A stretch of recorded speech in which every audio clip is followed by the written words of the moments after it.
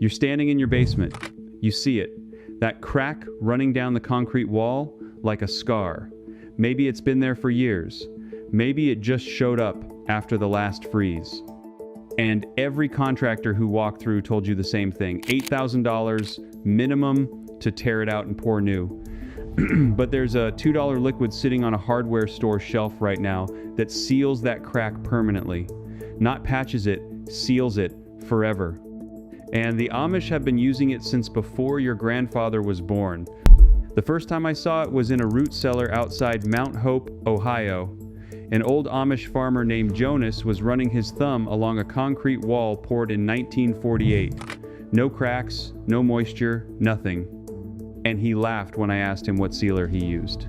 Because the answer goes back to a 1,923 USDA bulletin that the concrete industry has been quietly stepping on for 100 years.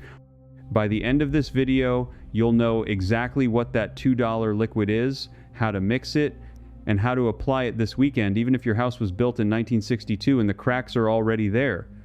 Now, I want you to understand something before we go any further. I spent 31 years in this country paying contractors. 31 years writing checks. I didn't need to write. I'm not a chemist. I'm not a builder. I'm a man who got tired of being told the only solution was the expensive one. And when I started spending time in Lancaster County and Holmes County, I started seeing things that didn't add up. Amish farmhouses, 200 years old. Basements bone dry. Concrete foundations that look like they were poured last spring. And nobody in those communities is calling a foundation specialist. Nobody is paying for epoxy injection. Nobody is renting jackhammers. So what do they know that we don't? The answer starts with a man named Lyman Farwell. In 1923, Farwell was a chemist working with the United States Department of Agriculture, and he published a bulletin, Farmers Bulletin number 1310, on the waterproofing of farm structures. Inside that bulletin, on page 14, he describes a process the Pennsylvania Dutch had been using for generations. A process so simple, so cheap, that when modern concrete sealers came on the market in the 1950s, this method was quietly erased from every trade school textbook in America. The liquid is sodium silicate, also called water glass. You can buy a gallon of it for under $20 at any pottery supply or hardware store, and a single quart about $2 worth will seal more cracks than most homes will ever develop. But here's what nobody tells you. Sodium silicate doesn't sit on top of the concrete like paint. It penetrates, it reacts with the free lime inside the concrete, and it forms calcium silicate hydrate, the exact same compound that gives concrete its strength in the first place. In other words, you're not patching the crack, you're causing the concrete itself to grow new concrete inside the crack. The seal becomes part of the wall. It cannot peel, it cannot crack again. It cannot fail. Now, you might be asking, if this is real, if it's this cheap, why isn't every contractor in America using it?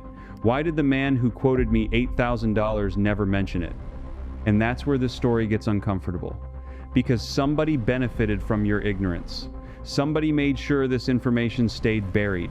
In 1952, the National Ready Mixed Concrete Association published a series of internal trade documents pushing what they called modern bonded sealers, proprietary chemical patches that required licensed application. The pitch to contractors was simple. A homeowner who learns to seal his own concrete is a customer you lose forever. A homeowner who believes only a professional can do it correctly is a customer for life. And from that point forward, sodium silicate vanished from consumer literature. It stayed in industrial use. They still use it to seal warehouse floors and water treatment plants, but the residential market was carved out and handed to companies selling $50 tubes of epoxy that fail in 7 years. The Amish never got that memo. They kept using what worked. They mixed sodium silicate with water in their own kitchens, and they walked it into their basements with a paintbrush. Here's the method Jonas showed me in Mount Hope. You take your sodium silicate and you cut it with water, 1 part silicate to 4 parts water for the first coat. You wet the concrete first with a spray bottle, damp, not soaking. Then you brush the diluted silicate directly into the crack and across the surrounding concrete, going 6 inches out on either side. The silicate wicks in. It finds every hairline fracture you can't even see. 24 hours later, you come back with a stronger mix, 1 part silicate to 2 parts water, and you do it again. That's it. That's the entire process. And the seal you just created will outlast the house. Now, if you already own a house and you are thinking this only applies to people building from scratch, stay with me, because this next part is specifically for you.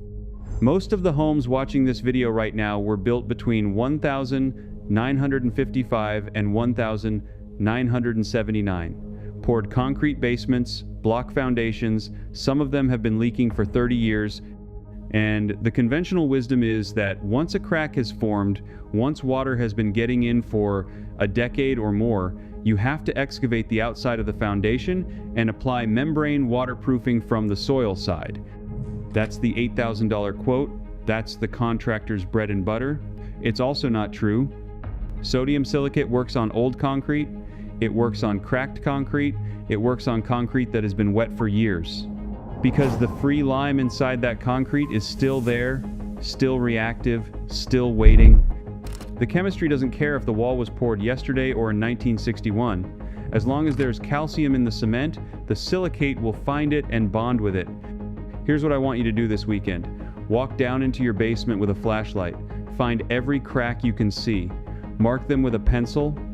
Then go to a pottery supply store or a swimming pool supply or even certain hardware stores and ask for sodium silicate solution. Some places sell it as concrete densifier, same thing, sometimes marked up. Get the cheapest version you can find, take it home, wet the wall, brush it on, wait a day, do it again. The cracks will not disappear visually, the line will still be there, but water will stop coming through. And 10 years from now, when your neighbor is paying $12,000 for foundation repair because prices went up, you'll be standing in a dry basement that cost you less than a tank of gas. Before I show you the final technique, the one that changes everything, I want to be straight with you for a moment. What I just walked you through is one method, one single page out of what I've come to think of as a buried archive. Over the last few years, I put together the rest of it, the heating tricks, the cooling tricks, the pantry preservation, the pest control, the off-grid systems the Amish and Holmes County have been quietly using for generations into a 3-volume collection I call the Complete Field Vault. There's a special limited time offer on it right now, linked in the description, and you can scan the QR code on screen. That's all I'll say about it, because what comes next is more important. Because there's something else. Something Jonas told me on the second visit, after he decided I was worth trusting. And this is where this video stops being about concrete sealers and starts being about something the industry truly does not want you to know. Sodium silicate seals the crack, but it does not address the reason the crack formed in the first place. And if you don't fix the cause, new cracks will keep forming somewhere else. The cause, 90% of the time, is hydrostatic pressure, water in the soil, pressing against your foundation. And the modern solution is a French drain, $3,000 minimum, a week of excavation, gravel, perforated pipe, a sump pump that will eventually fail. The Amish solution is different. The Amish solution costs nothing and uses something that's already on your property. But before I tell you what it is, you need to understand who tried to bury it. In 1968, the National Association of Home Builders published a technical guide that mandated perimeter drainage systems on all new residential construction. That guide was written by a committee. That committee was funded, and I'm reading this from the acknowledgments page, by 3 of the largest manufacturers of perforated drainage pipe in North America. The companies that profited from the rule wrote the rule, and every contractor in America has been quoting from that rule ever since. The Amish never built French drains. They didn't need to, because they understood something about how water moves through soil that modern engineering forgot. Here's the technique. And this is from a handwritten journal I was shown in a workshop outside Berlin, Ohio, a journal kept by a stonemason named Eli Stoltzfus, dated 1897. Around the outside of the foundation, going out about 3 feet from the wall, you plant what Eli called a thirst hedge.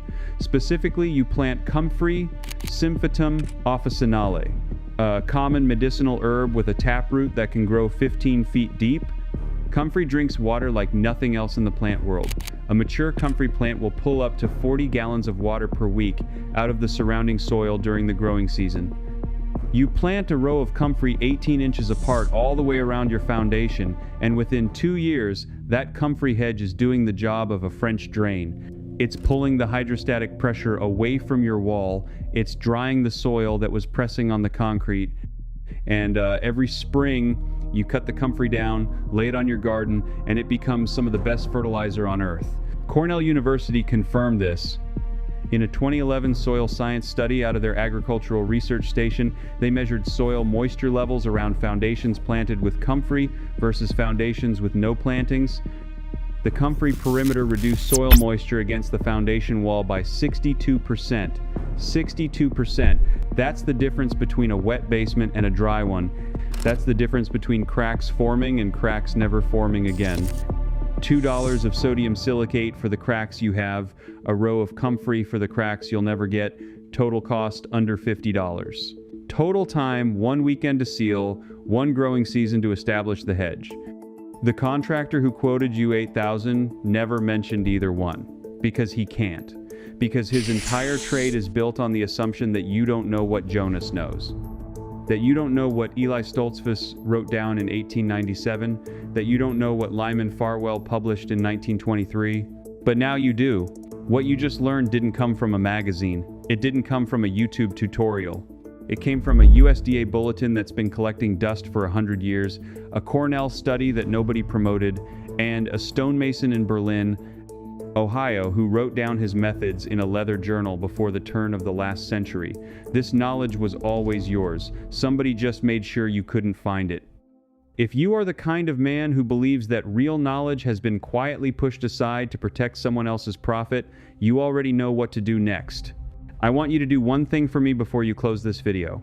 Go down to your basement tonight, look at the cracks you've been ignoring, and come back here and tell me in the comments how long have those cracks been there, and what did the last contractor quote you to fix them? I read every one, and I want to know what they tried to charge you. Subscribe if you're tired of paying for things you don't have to pay for, because next week I'm releasing the one about the Amish cooling method, the technique that keeps a Holmes County farmhouse at 68 degrees in August without a single watt of electricity. There's a stone, a hole, and a north-facing wall. And once you see how simple it is, you'll understand why the utility companies never want you to find out.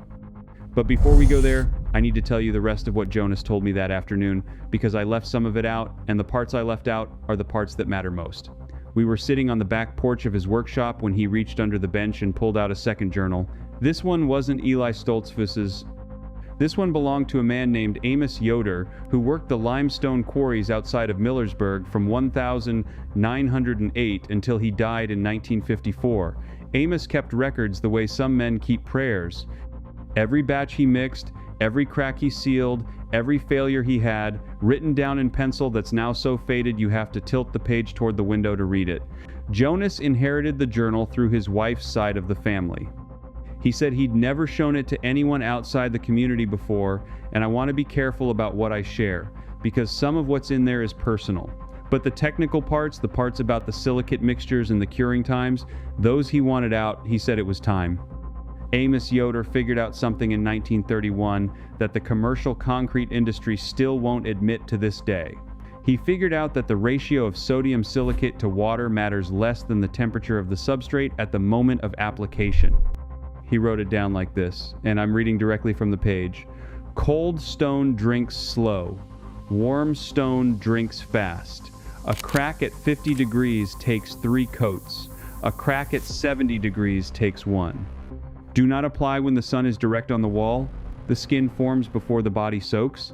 That's it. That's the whole secret that contractors charge you $800 to not tell you. The temperature of your concrete when you apply the sealant determines whether it penetrates 2 inches or 2 millimeters, and 2 millimeters is what fails. 2 inches is what lasts 100 years. Now, think about what that means in practical terms. If you go to your basement in the middle of a July afternoon when the concrete has been baking against the soil all day and the surface temperature is up around 75 or 80 degrees, your sodium silicate is going to flash cure on the surface before it has a chance to wick down into the capillary structure of the concrete. You'll get a glossy skin that looks like you did something, and in 6 months that skin will crack right back open because there's nothing supporting it from underneath. But if you apply the same exact product on a cool October morning when the wall is sitting at about 58 degrees, that liquid is going to travel. It's going to follow the moisture gradient down into the slab, find every hairline fissure, and crystallize from the inside out. That's the difference between a repair that fails by Christmas and a repair that outlives your grandchildren. The contractors know this. Every single one of them who's been in the business for more than 5 years knows this. But they don't tell you, because if they told you, you'd realize you could do it yourself with a $2 bottle of liquid on a Saturday morning in autumn, and they'd be out of a job. So instead, they schedule your repair for whenever it's convenient for their crew, slap the product on a hot wall, charge you the full rate, and put a 1-year warranty on it, because they know exactly when it's going to fail. And when it fails, you call them back, and they charge you again. That's the business model. That's the whole industry, a controlled failure with a predictable repeat customer. I want to give you another name because names matter. Names make this real. There was a chemist at the University of Illinois named Dr. Harold Vanderburg who, in 1947, published a paper in the Journal of the American Concrete Institute titled Capillary Penetration of Alkali Silicate Solutions in Portland Cement Substrates. It was a 43-page paper. It included penetration, depth data, optimal application temperatures, mixing ratios for different concrete densities, and long-term durability testing results, going back to specimens that had been sealed in 1934. Vanderburg's conclusion was clear. He wrote that properly applied sodium silicate forms a permanent calcium silicate hydrate bond within the concrete matrix that is, and I'm quoting him directly, chemically indistinguishable from the original cementitious binder and functionally equivalent in compressive and tensile strength. In other words, when you seal a crack with this stuff, you're not patching it, you're regrowing the concrete. The crack becomes concrete again, real concrete, the same material that was there before it cracked. Vanderburg's paper was cited exactly 9 times between 1947 and 1962. Then it disappeared from the literature almost entirely. By 1970, you couldn't find a reference to it in any commercial waterproofing publication. By 1985, the journal itself had reorganized its archives in a way that made Vanderburg's volume difficult to locate without specifically knowing the issue number. I had to request a physical copy from the engineering library at Purdue, and the librarian told me I was the first person to check it out since 1979. 45 years it sat on that shelf. 45 years of basements, flooding, foundations failing, families paying contractors for repairs that didn't need to cost what they cost, all because a paper got buried. Why does a paper get buried? It doesn't happen by accident. Papers get buried because somebody with money decides that the information in them is inconvenient. In Vanderburg's case, the inconvenience was obvious. By the late 1940s, the polymer industry was just starting to figure out that they could make a fortune selling epoxy and urethane sealants for concrete repair. These products had patent protection. Sodium silicate didn't. You can't patent a chemical that's been used since the 1820s. So if you're a chemical company looking at the post-war construction boom, you've got 2 choices. You can compete with a generic, unpatentable, dirt-cheap product that actually works better, or you can spend marketing dollars to make sure nobody remembers that product exists, while you push your patented alternative that costs 40 times as much and lasts a quarter as long. Guess which one they picked? I'm not telling you this to make you angry, although I understand if you are. I'm telling you this because anger without information is useless, and information without action is just trivia.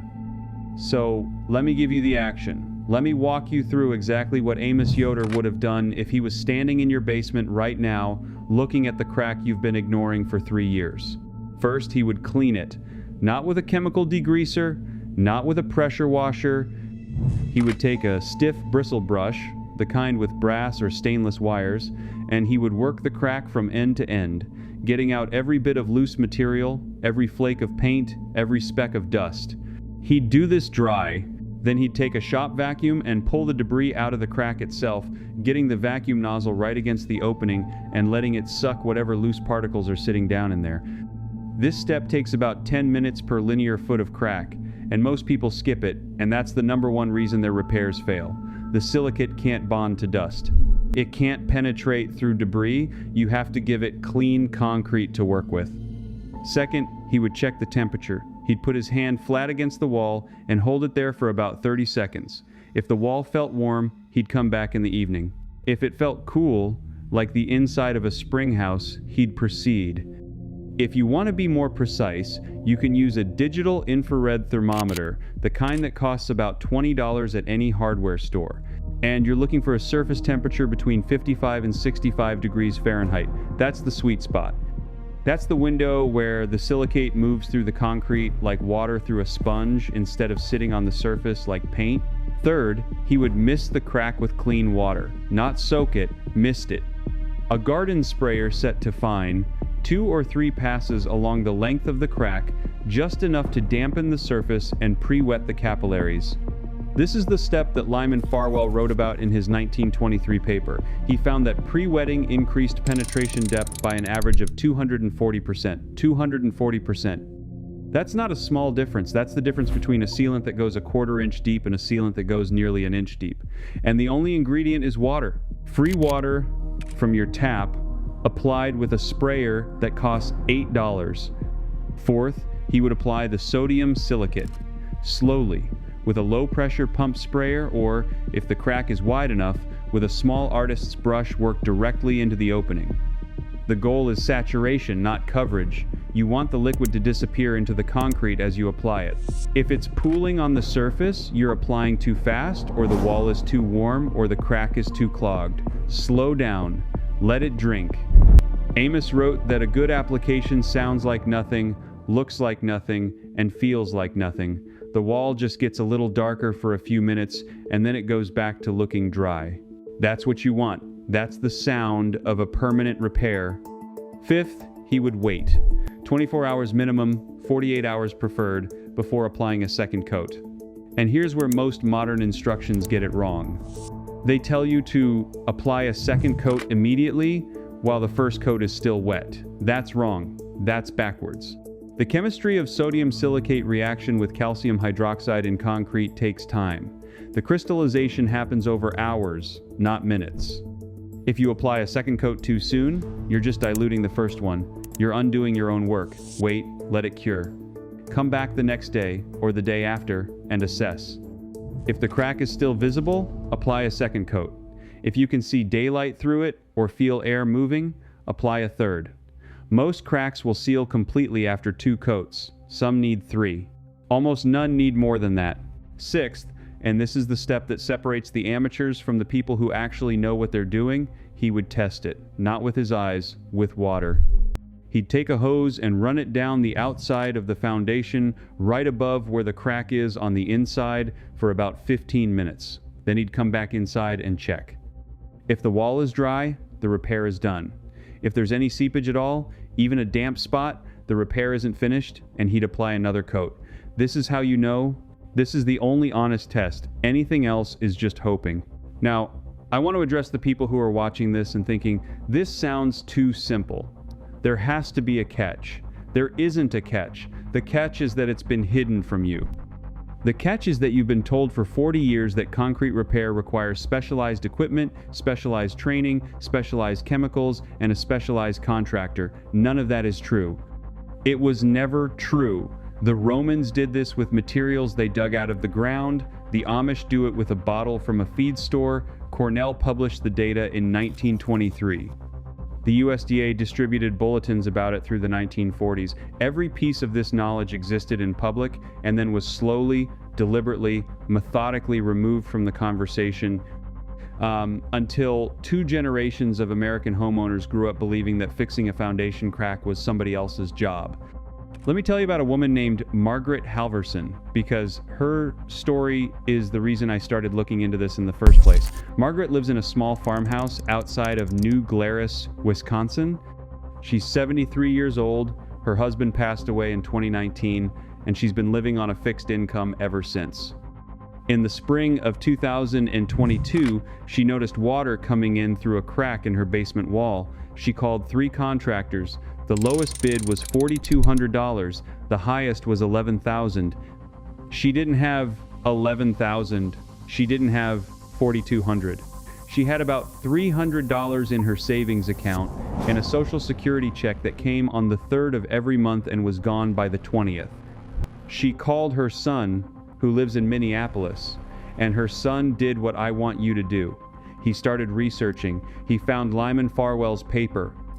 He drove down to New Glarus with a $4 jug of sodium silicate from a pottery supply store and a brass bristle brush from a hardware store, and on a cool Saturday morning in April, he and his mother sealed that crack themselves. It took them about 2 hours. It cost them under $10, including the brush. That was 2.5 years ago. The wall is still dry. Margaret still has her savings, and every contractor who quoted her never got that job. How many Margarets are there? How many widows on fixed incomes? How many young families with their first house? How many veterans living on disability? How many people right now are sitting on their couches looking at a quote from a waterproofing contractor and wondering how they're going to pay it? How many people have already paid it, scraped together money they didn't have, taken out loans, put it on credit cards because they didn't know that the actual repair could be done for the cost of a fast food meal? I don't know the number. Nobody knows the number. But it's not small. It's not hundreds. It's not thousands. It's millions of people over decades paying for something they could have done themselves because the knowledge of how to do it was deliberately suppressed. And I want to be careful here because I don't want to sound like I'm telling you that every contractor is a villain. I'm not. There are honest contractors. There are men and women who do good work, charge fair prices, and stand behind their repairs. I know some of them personally. They exist, but they exist within an industry whose entire business model depends on you not knowing what you just learned. And the honest contractors are the exception, not the rule. The rule is the franchise waterproofing company that bought the marketing rights to your zip code, that runs television ads during the local news, that sends a salesman to your house with a tablet and a script and a financing offer at 22% interest. That's the rule. That's what you're up against. And the only weapon you have against it is information. So here's what I want you to do with the information I've given you. I want you to share it. I don't mean share this video, although you can if you want. I mean share the knowledge. Tell your neighbor. Tell your brother-in-law. Tell the woman at church whose husband just passed away and who mentioned that her basement is wet.